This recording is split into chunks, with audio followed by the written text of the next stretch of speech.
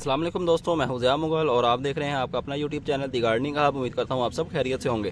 तो आज की वीडियो बहुत इन्फॉर्मेटिव होने वाली है। इसके अंदर मैं शेयर करूंगा जी आप मनी प्लांट को पानी के अंदर किस तरह ग्रो कर सकते हैं। तो आए अपनी वीडियो स्टार्ट करते हैं। वीडियो आपने एंड तक लाजमी देखनी है ताकि जितनी भी मैं बातें आपको बताऊँ उनका आपको अच्छे से पता चल जाएगा। अगर आप चैनल पर नए हैं तो चैनल को सब्सक्राइब लाजमी कर लें और बेल आइकन भी प्रेस कर लें।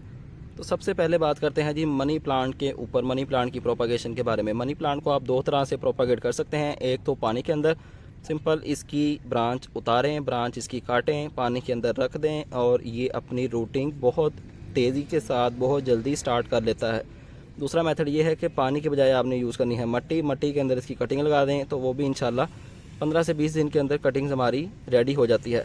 तो मैं आपको इसकी कुछ कटिंग निकाल के दिखाता हूँ।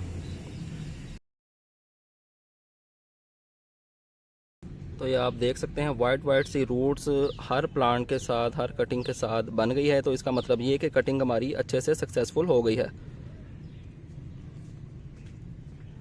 ये आप देख सकते हैं नोड एरिया से इसकी रूटिंग स्टार्ट होती है और इसके न्यू लीव्स भी निकलना स्टार्ट हो गए हैं। तो ये हमारा अब एक मैच्योर प्लांट बन गया है। इसे हम मिट्टी में भी लगा सकते हैं। तो एक हमारा प्लांट हो गया,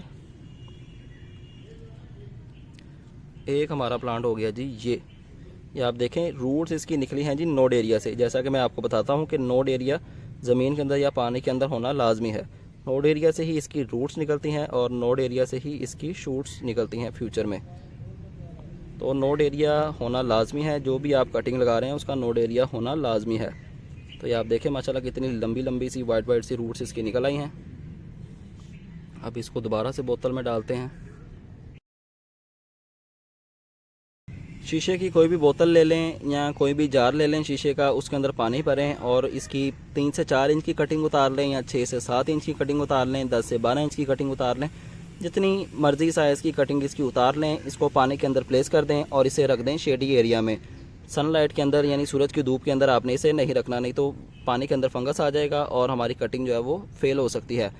तो इसका पानी आपने डेली बेसिस पर चेंज करना है। कटिंग को निकालें, कटिंग को भी वॉश करें, प्लांट को भी वॉश करें, बोतल को भी वॉश करें और इसके अंदर न्यू पानी आपने ऐड करना है। मिनरल वाटर आपने इसके अंदर ऐड नहीं करना, सादा नलके का जो पानी होता है वो आपने इसके अंदर ऐड करना है। और इसके अंदर किसी किस्म का कोई भी फर्टिलाइज़र, कोई भी और कंपोनेंट आपने इसके अंदर ऐड नहीं करना। सिंपल मनी प्लांट की कटिंग उतारें और इसे सॉफ्ट वाटर के अंदर, जो हम पानी पीते हैं या हम नलके से जो पानी आता है उसके अंदर आपने इसको लगा के रख देना है। तो 1 हफ्ते या 10 दिन के अंदर इसकी रूट्स निकलना स्टार्ट हो जाएंगी और 20 या 25 दिन के अंदर, मैक्सिमम 1 महीने के अंदर इसकी शूटिंग भी निकलना स्टार्ट हो जाएगी और हमारा एक न्यू प्लांट हमारे पास बन के आ जाएगा।